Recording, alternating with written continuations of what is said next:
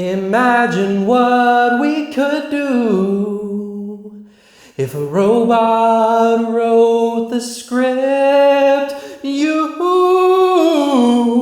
Blumhouse is a content mill.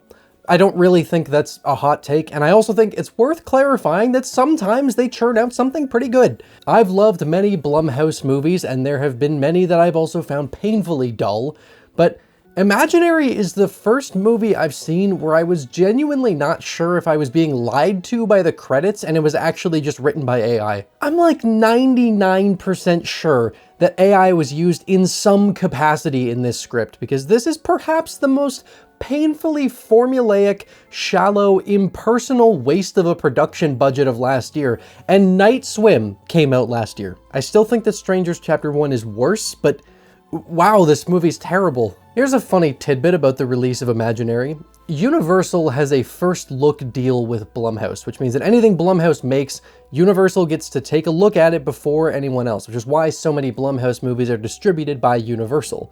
But they turned this one down. I can't imagine why. I've mostly been talking about movies that I either really like or really respect recently, so why not change it up a bit? What makes this thing even more frustrating than how bland it is that there is some stuff towards the end that is genuinely really cool, but it's utterly wasted potential. It's like they had a vision for one cool thing and then they just told ChatGPT to write a story that would eventually let them whip out a cool monster design. I should mention, I am basically gonna do nothing but make jokes about this movie for this whole video, but I kind of like it. I have a soft spot for this kind of thing because there was so much of it when I was growing up, so I can't honestly tell you I hate this movie, but I can honestly say that it's terrible, so there you go. There are spoilers in this video, but you don't care. You can look at the cover and guess the rest. All right, well, let's jump into the wondrous world of childhood imagination, shall we? Simon kind of scares me.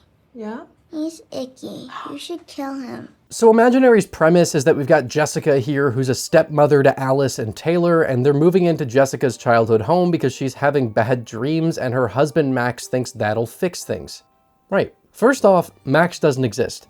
No, not in the like, oh, he's secretly imaginary and there's going to be a big reveal at the end sort of way, but in the sense that he serves absolutely no role in the story beyond being the means for Jessica to be the stepmother to his kids. He just smiles and jokes for a lot of the first half of the movie and then fucks off to go on tour and never shows up again outside of a hallucination. He's not there for any of the conflict, he's not even a part of the conclusion, he's literally just a bridge to put Jessica in the role the movie needs her to be in. It honestly feels a little redundant to even explain the film's premise, since I'm fairly sure you've already got an accurate storyboard of the whole damn thing in your head just from this setup. Jessica is the stepmother that the kids haven't accepted yet because they just want their actual mother back, and through protecting them from this evil teddy bear, they will soon come to love her as their own. This is a story that could probably rival Dracula for how many times it's been told, but even with that in mind, it's genuinely baffling how little they actually try to stand out with their take on the premise. I don't know if there's any way to avoid this video just turning into me going through the movie and laughing at it, so let's just do that instead of trying to analyze the mechanics of the story, because pee-pee poo-poo. So the film opens with a flashback to Jessica's childhood, and the whole scene just exists to establish some of what's gonna come back around later on, like the scavenger hunt or Simon. This is Simon. Be nice. You know what, I can at least appreciate that they put the same amount of effort into this intro as they did the rest of the movie, because if they actually tried to make it decent and then it got worse, I would probably hate this thing. But if we're starting out with a fake-out dream sequence that exists entirely to make sure they can grab the 9-year-old audience who will tap out if there's not a scare in the first 5 minutes, you start off with a foreshadowing dream sequence, so at least you know what you're in for. Also, you could get only this one scene with Max and his character would be established to its fullest extent. Spider? Should we call an exterminator? You should call it exterminator because of her spider dream. I get it. There's one thing that I really need to go in on before we continue with the film's story, because it's such a constant and glaring issue with how this movie tells its story. Exposition can be a beautiful thing when it's done right. The word gets a bad rap because of how many stories have really stupid hand-holding exposition that treats the audience like they're children and makes it seem like the writers don't know how to convey subtext. But really, any information that we get about events or themes that we don't see is exposition, and it can be really intelligently done. The thing is, I am not convinced that this was written by human beings with functioning biological systems. This was written by robot ants who are notorious for not understanding subtlety. It's part of their thing. You may know robot ants from such works as "This movie is about sad," or "Golly gee, things are hard sometimes, eh?" And you'll find a similar caliber of expository dialogue here in Imaginary. This honestly may be the most heavy-handed babying film I have seen in years. It feels like absolutely nothing can happen without the characters pausing for a second after it happens and very clearly explaining even the most clear things. There's this scene towards the end where they're doing a ritualistic scavenger hunt to open a portal to a dream dimension. Those are always the best birthday parties, man. And one of the things that they have to contribute is something that hurts. So Jessica just full sends it and stabs herself in the hand with a pair of scissors, but it doesn't work. Then a second later, she goes off on Taylor talking about how much she sucks, and then the fire comes on. Now, I think that anyone who's not still annually buying Madden will be able to pick up on the fact that physical pain wasn't strong enough for the ritual, and so Jessica needed to say something that would hurt Taylor on a deeper level in order for the ritual to work, right? Well, either this movie is specifically targeted at fans of Madden, or the robot ants don't agree that people would be able to figure that out, because Gam Gam Exposition Machine over here pauses to explain it like she's reading out of a fucking comic book. Something that hurts. The ritual needed pain, real pain. Hurting your hand wasn't enough. Here, you want to say it. How great would it have been if after that line, Jessica was just like, "No, what the fuck? I just can't stand this bitch." And no, this sort of thing is not even remotely exclusive to this scene. That sort of ridiculously heavy-handed, unnatural dialogue plagues this entire thing from start to finish. Hell, even the editing treats you like you can't figure things out for yourself, because when we find out that Chauncey Bear is only being seen by Jessica and Alice, and everyone else just thinks it's purely an imaginary friend, they take a second to flashback to scenes that we just watched, except this time without Chauncey there, just to make sure you're picking up on what they're putting down. I truly don't understand who the target audience for this movie was, because at times I was wondering if it was actually made for like baby children who are still gumming milk to keep themselves alive. But then, like, you know, there's cursing and there's drug use and drinking, and this kid cuts off his own fucking thumb, so like, it's clearly not meant for kids, so I just have absolutely no idea who they wrote this thing for. Everything happens perfectly conveniently for the plot to play out. Gam Gam Creepy Lady here is literally the only reason that they're even able to figure anything out in this movie, and then the second they don't need any more exposition dumps because they made it to the magical dreamland, she gets hilariously killed off. The neighbor dude has a similar vibe where he was only included in the movie to have one spook scene and then he's just thrown away. There is zero commitment to characters existing beyond being a completely straight train track directly aimed at whatever cheap purpose they serve for the story. Every single piece of character backstory is revealed through them just sitting down and waxing poetic about it in the most cheesy, dramatic, scripted way possible. And by this, I'm really only referring to Jessica, because she is the only character in the entire movie who has anything going on with her outside of what directly happens during the runtime. Gam Gam, a cult lover, was her neighbor when she was a kid, so I guess at the very least her presence extends beyond the runtime, but that's it. There are so many instances where you can tell that certain lines are literally only said to set up an expository answer from another character in the most obvious way, like when Jessica is first meeting Gam Gam Window Peeper and learns that she likes her books. So she just unprompted says this. What are your grandkids' names so I can get them some signed copies? Oh, no grandkids, no kids. Bitch, she never said she had grandkids, and she sure as shit never said anything about those non-existent grandkids liking her books or giving a shit about her. It's such a random line that makes Jessica seem like an egotistical asshole that literally only exists to set up Gam Gam Stalker saying that she doesn't have grandkids because they want to make her seem like a crazy lady who's living on her own and obsessing over what happened to Jessica when she was a kid. It's just these really obvious scripted setups to things that don't even remotely try and blend in with how people actually fucking communicate. For most of the movie, she's played as someone who just knew Jessica as a kid and knew the truth of what happened, so she's trying to help them save Alice from getting trapped in the other world that's called the Never Ever. And then once they get there, it's revealed that her entire motivation was to get to this place that she believes is just an eternal playground to live out your days with whatever you can dream up. It's not like that secret motivation actually leads to anything in the story though, because as I said, said, she immediately dies. This isn't a situation where like they never would have gone to the Never Ever if she hadn't lied to them about what it was, because they need to save Alice, so they're going either way, which means that having her be a deceptive character literally changes nothing. It's not like she tries to stop them from leaving or anything. She just says it and then dies, and that's it. Literally just exists as a vehicle for them to have the necessary information to get here, and they tried to hide that and add some artificial conflict, but it doesn't play into the story even remotely. The neighbor dude, who I'm just gonna call Brabley, exists purely to get some attempts at scares in with yet again the most cookie cutter possible thing you can imagine. He's the cute neighbor guy next door who's out doing lawn work when the cranky teenage girl who won't accept her stepmother sees him and is immediately drawn to him like a moth to a fucking candle flame. We've all seen this exact side plot in like a million horror movies, and at least most of the time they put even just a little effort into building it up. But this is like a laughably generic and empty inclusion. As you'd expect from Brabley, Taylor invites him over when Jessica is out of the house, and he shows up offering some yummy drugs to her, which she declines. Last time I took this stuff, my left eye saw 12 seconds into the future. This whole movie is painfully generic, but I honestly think that this dude might be the least creative part of the whole damn thing. Oh, he's pulling out pills. Let me start a timer for when he's gonna ask for— oh, there we go, he saw the alcohol. This movie's so good. The only reason that any of this is happening is so they can have a scare scene to tide people over without revealing to any of the main cast too early on that there's some spooky shit going on, so that they can keep working with whatever excuse for mystery they were going for here. He goes upstairs and we just get this haunted house-ass sequence of Chauncey messing with him. I'll at the very least admit that it's absolutely hilarious when it just starts sliding towards him in the hallway while the theme goes. Why did it cover itself with a sheet though?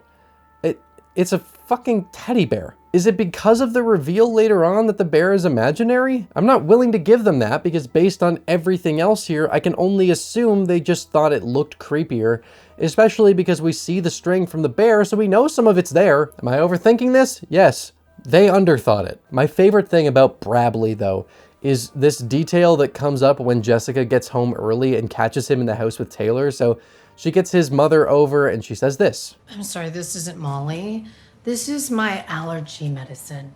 Get back to the house, you idiot. Now, two possibilities here. One is that she's just lying to cover up for her son getting in possible legal trouble over drugs. Or two, and this is the greatest thing I've ever heard, she's telling the truth. And Brabley, in fact, did take a bunch of her allergy meds thinking they could get him high, called it Molly because that's what he hears about at school, and then brought it over to Taylor's house thinking it'll make him look cool, and made up some story like that kid in elementary school who told me he could climb walls but couldn't prove it because his powers were on a schedule. If that's the case, then this scene is genuinely hilarious because of how lame Brabley really is, and especially because of when he sees this lamp in the room upstairs and starts acting like he's tripping out, like he fully tricked himself into believing that this allergy medication was getting him high. That's the best. I'm going with that because it genuinely makes me like the movie more. I haven't really talked about the actual haunted bear yet because there isn't really much to say about it. Alice finds Chauncey in the basement early on in the movie and starts talking to it. It tells her to do things as part of the ritualistic scavenger hunt to open the portal to the Never Ever. There's this really weird scene where it needs something that hurts for the ritual, and so we see that she's about to slam her hand down on a nail. Now, the reason that this scene is so weird is because of something that Alice says. I'm nervous. Promise it won't hurt? Look, Alice is not 4 fucking years old. I think it's a stretch to imagine that a kid her age would not know that, yeah, slamming a nail through your hand is gonna hurt, but then they reveal that she's being tricked and what she's actually seeing is a flower. So now it makes more sense why she's willing to do this, but it makes her question make even less sense than it did before, because why in the hell would she ask if hitting a fucking flower is gonna hurt?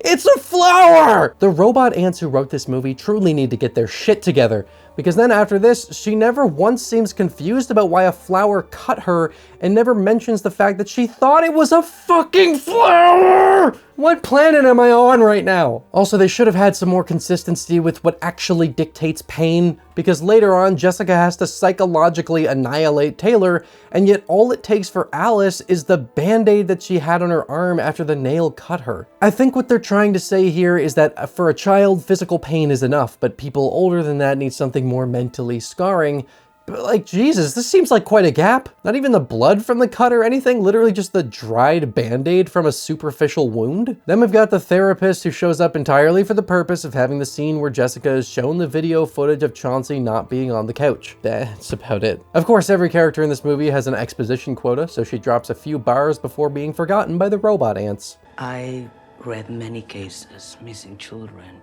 Children with extreme paracosm attachments who cause them to detach from their families and leave home, just like Luis. One other character to talk about is Jessica's dad. He's in the movie sometimes. He was fucked up by what happened when Jessica was a kid, and now he's in the hospital. There you go. Another thing that I wanted to mention is that Taylor only refers to Chauncey as Bing Bong because the imaginary friend in Inside Out is named Bing Bong. No clue why she doesn't just call it Chauncey, because she knows that's what the name is. But the reason that I'm bringing this up is because the first time I watched the movie, I must have zoned out for the line where she talks about Inside Out, and that led to utter bewilderment when later on, during a massive exposition dump from Gam Gam Convenience, she says this. So, Bing Bong is bad? And I had absolutely no fucking clue what she was talking about.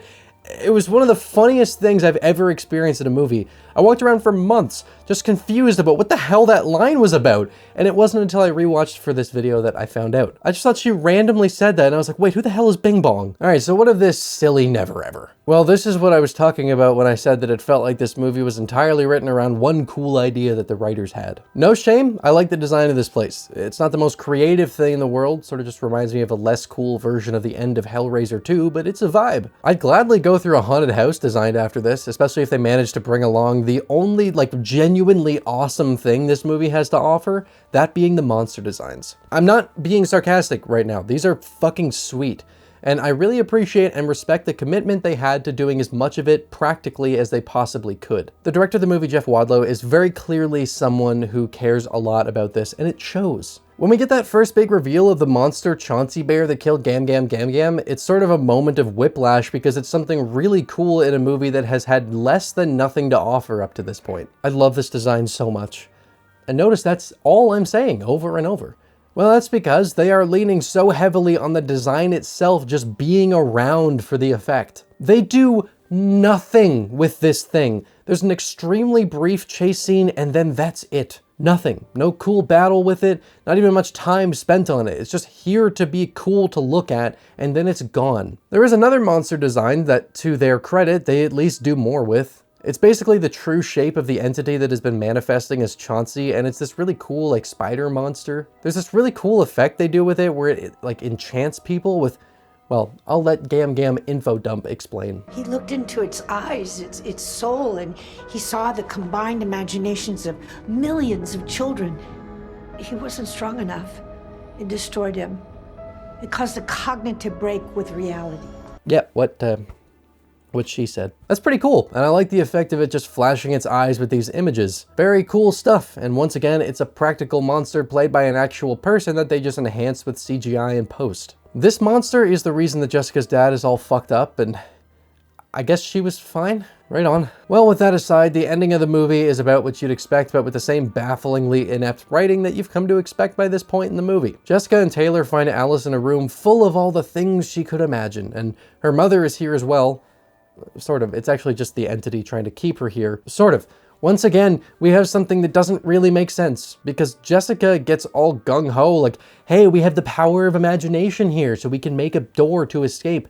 And the entity just stands there doing absolutely nothing to stop them. Also, Alice just suddenly shifts from going, no, I want to stay here because look how amazing this is, to wanting to leave with absolutely zero motivation to her changing her mind. Literally just happens because that's what needs to happen now. No clue why she changed her mind. I guess fuck me for wanting motivated decisions. It seems like the robot ants wrote themselves into a corner and then realized they'd given the protagonist an unlosable situation, so they just accepted it and had the entity stand there and do nothing. What's really weird about this though is that we learn that Jessica is actually the reason that all of this is happening, because she escaped it in childhood and now it wants her back, so it used Alice as bait. So I'm not really sure why the thing is so focused on keeping Alice there when it only actually cares about Jessica. Anyway, they escape, but I've seen 1408 and I've seen Smile and I've seen 1,000 other fucking movies that have done this, and it's the most obvious fake out ever.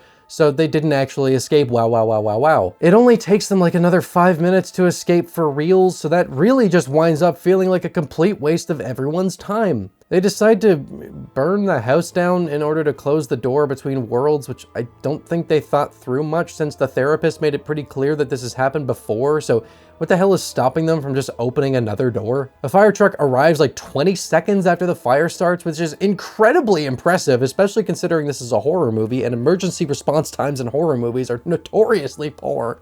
And then the movie ends with them just going to check into a hotel and seeing a kid with a bear because they need to end it by going, oh, but it's not over yet. One thing I really don't understand here is why they're wearing these blankets over themselves. The only thing I can think is that the robot ants saw other horror movies where the people at the end had these on, but like, it's summertime. It's been bright and sunny and warm with everyone wearing shorts and dresses the whole movie. Of course, you've got all the stuff you'd expect with Taylor and Alice finally accepting Jessica as their mother, and that's about it. Max never shows up again, nothing changes with Jessica's father, the movie just sort of ends now because it's over. Jeff Wadlow was approached to make this movie because Jason Blum wanted what he referred to as a classic Blumhouse movie. They were doing really well with things like Halloween, but Jason Blum wanted something that was more reminiscent of the family-oriented haunted house movies that Blumhouse really blew up for. And while I can respect a lot of Wadlow's commitment to practical effects and there is a lot of dumb fun to be had with this movie, I think he took the sentiment of make the kind of haunted house movie we used to way too strictly, because this movie truly has nothing to offer outside of those monsters. Does that stop me from being entertained by it? No. It's so terribly written and silly that it just becomes hilarious if you're in the right mood for it, but it is a really bad movie. I didn't like it at all the first time I watched it, but the second time was a little more fun, so I don't know. I bet a bunny rabbit could write a better movie than this. In fact. Jupiter? What? Do you have any cool movie ideas? At last. Huh? Oh, nothing. Yeah, for sure. Perfect. Right away, little dude. Of course.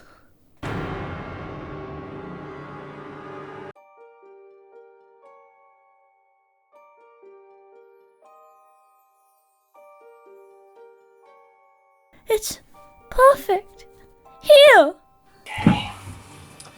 Alright. Eternal Light by Jupiter Bergman. Are you fucking serious? Read it. Alright, yeah. Okay, external rolling tundra, late afternoon. I'm already into the setting. A fading star of a man, once great and revered, now wanders aimlessly, searching for something unknown even to him. Damn, dude. Alright, I mean, already better than Imaginary. Keep going. The man stares at the stretching eternity of the flatlands in front of him, and Evan gives Jupiter a marshmallow. Really? It's part of the story. I'm not giving you... No, you must. It is imperative. Dude, come on. Who is the director here? Is it you or is it me? You are but a puny man and I will not have you disrespect my work. Do you want me to reveal to your dear audience who actually does all the work here? They might like to know how little you truly contribute to our arrangement.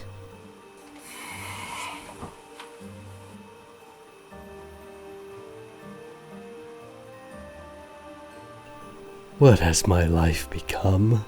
Thanks for watching through to the end. I hope you enjoyed the video enough that you want to see more, and if that's the case, consider subscribing and hitting the notification bell because YouTube can sometimes suck at recommending channels. A huge thank you to my wonderful Patreon supporters and YouTube channel members who are a massive help in allowing me to continue committing as much time as I can to making these videos. If you want to gain access to things like behind the scenes material or gain early access to my videos, consider supporting me on either platform. As always, thank you for stopping by Rocklin Graves. I hope you've enjoyed your stay.